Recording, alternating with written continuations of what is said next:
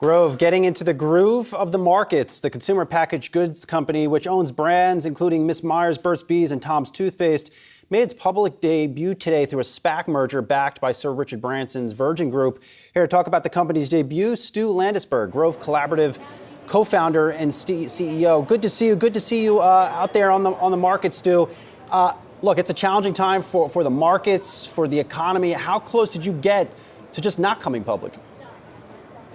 So for us, our mission is to change our category, the home and personal care category, to be a positive force for human health and particularly to have a material positive impact on our category from a sustainability perspective. And that is a long-term mission. And it's also inevitable. And so we look with a long term about our public offering and particularly going public in partnership with Richard and the Virgin Group as an opportunity to cement our leadership position as the brand that can take our category in this, our category, this $180 billion category in the US, and transform it to be better for people and especially planet. Does this mean we're going to see Grove products in some of the Virgin hotels?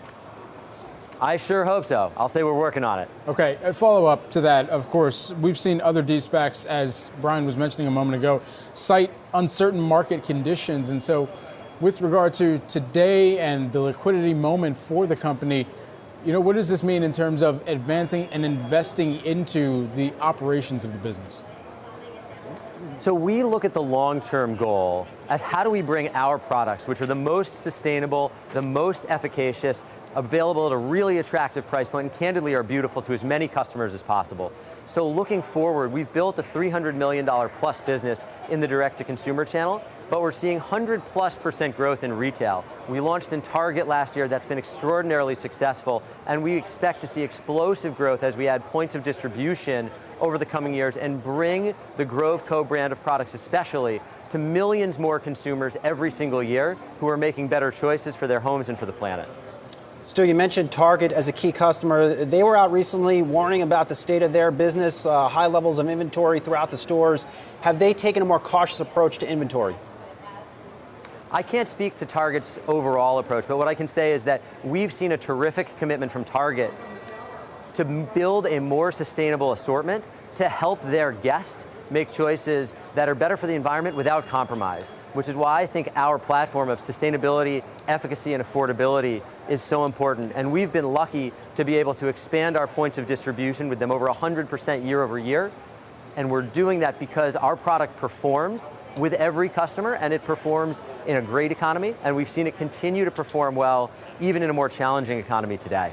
Customers in this economy as well, though, have been prone to trade down on some other products. And so to what extent are you monitoring the rate at which customers are trading down into, and especially in the categories that you operate within? So we always look closely at the data, and of course we operate a direct-to-consumer platform with millions of customers, and so we see an extraordinarily fine grain of data. And what we're seeing right now is that our brand has real resonance and real strength with our consumers because our brand is so strong, because our product innovation, like our 1 ounce concentrate, our cleaning products, we sell a 1 ounce concentrate which you can put in a reusable glass vessel, totally different from everything else in the market. And so we've been lucky to see a really resilient consumer and a really strong brand that's had really great loyalty. And so I know overall the category is struggling, but we're lucky to play in a space where brand loyalty is extraordinarily strong. And we offer a product, hand, dish, bath tissue, good economy or bad, people are still doing their dishes. So we're really lucky to have a strong brand in a consumer staples category in a market like this one. Stu, I'm on the investor relations page on your site, and the last presentation that I see is looking for about $514 million in sales for next year. Should we slip into recession, can you still hit that? So if you look at our projections over the long term, and I think if you look at our most recent guidance, we've done a good job of this. The market right now is asking companies to get profitable quickly, but our long-term goal is to be a double-digit above industry average grower, which is consistent with the trends in natural and e-commerce in our space over the last several years. And I think what you can expect from us is to drive gross margin really hard, drive EBITDA margin really hard, and get the business more quickly than we previously thought possible to a place where we're generating positive free cash flow and are growing at double digits above industry year after year after year. Timeline, when do you expect to achieve profitability?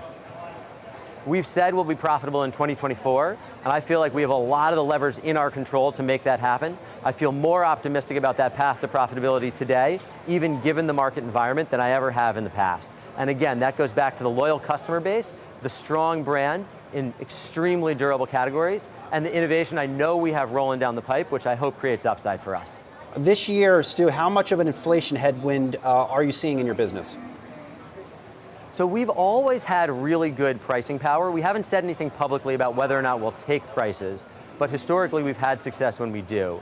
And on the supply chain side, because we're so committed to quality, the vast majority of our supply chain is in the US. So we've seen some cost inflation, but we've been able to avoid passing much on to the consumer at all, and we've been able to maintain strong margins. And we expect both of those things to continue to be true. So we've fared, I think, certainly some impact, but we've fared quite well on a relative basis in terms of supply chain impact.